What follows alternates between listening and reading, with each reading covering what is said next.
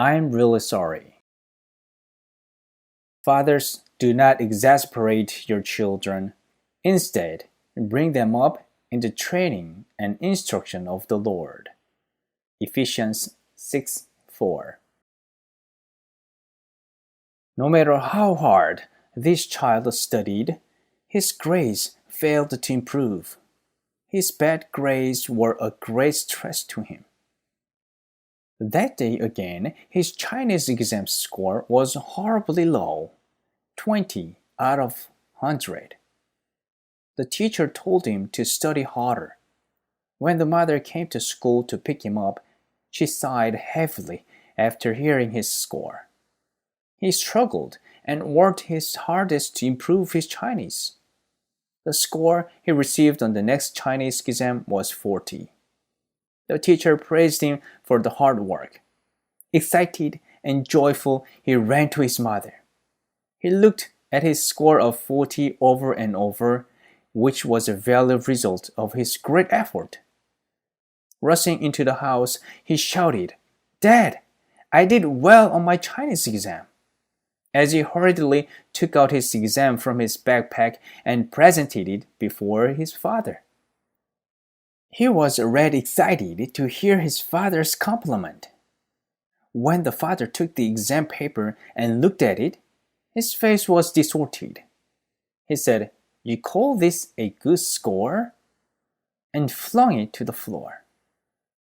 Unable to hide his disappointment at his son's awful exam score, the father walked out of the house.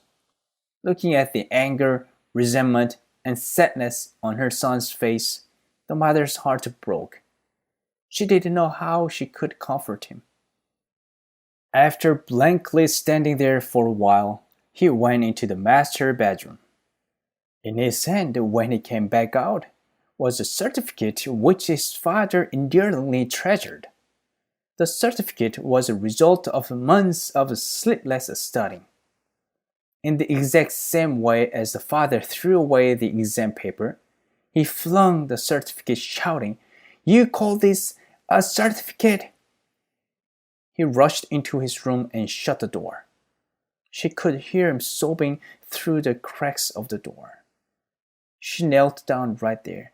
The only thing she could do for her son and husband was to pray for them. She called her husband, who had gone outside. She explained the whole story.